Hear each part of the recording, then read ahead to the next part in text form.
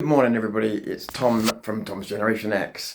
I just wanted to I want to just tell you about an idea that my brother had about fighting Starmer.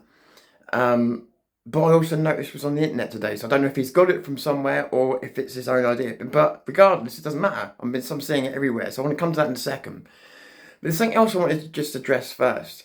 It's not what people have said; it's what I've seen happen recently, and it's also more what they don't say sometimes.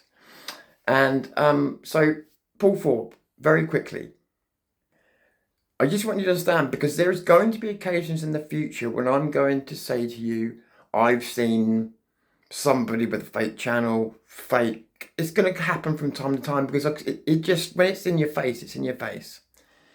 And if I've got the proof, maybe I'll even name the person. But if I haven't got the proof, or if I haven't got all the proof to be able to present to you, then I wouldn't do that, right? So what I'm trying to say is, obviously you know where I was with Paul Fort, and I'm just in a position where I told you I'd drawn a line under it, and I meant it. Um, and I do believe that other people, I can't speak for other people, but I do believe they don't want division. So I do think that when people draw a line under these things, they mean it because you when you get to a position when you realize no matter whether you're right or wrong, there's no good to be got from this, then you draw a line under it for the good of everybody, right? Shush. So I want you to understand because in going forward, I'm going to be criticizing if I see things because I will criticize. I'm trying to focus on the left and everything else, obviously. But if I criticize something, but I know that everyone's mind's going to jump to Paul Fort. So just want to make this clear one last time. My my position on Paul Fort is I don't really have a position on him. I've not met him. Um, I can't prove that he's telling the truth, and I can't prove that he's lying. Um, and I just don't know.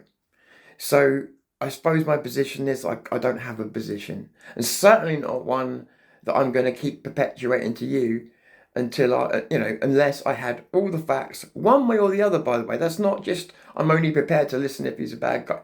No, no, no. Like either way, in fact, if someone could present me all the evidence that he's a really good guy, I would take it happily with a sigh of relief. And that's what people don't realise. So I just wanted to explain that because if I do not mention a name, I'm having to go at something, I will say it. And the fact I've said his name on it today should tell you I will bring his name up if I needed to, but I don't need to. Like I say, there's no good to be gained from the situation, regardless of right or wrong. So next thing, so it was to do with fighting Starmer and the fact that people don't know how to do it, and there's people talking about civil war and it's coming closer. And while I am super hyper cynical to this whole idea, my brother said to me, if we was to strike, like as in everything, and just bring the system, if we had a mass strike across the country of just about every service that would comply, it would bring the economy, it would bring the government to its knees. Not just a one day strike, but something until they get on their knees, to be honest.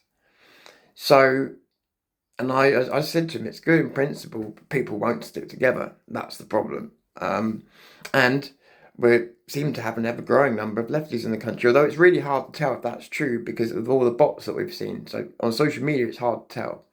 And it's hard to tell what country they come from as well. But today I switched on, and this is what I say. I don't know if my brother's got this from someone else, but today I switched on, and I'm noticing on X people saying exactly the same thing. One person said 1 week would do it. Other people said longer, but the point being is they're even talking about well, no, I think it was my idea actually about cutting the supply chain, even hurting ourselves if we have to in order to make a point.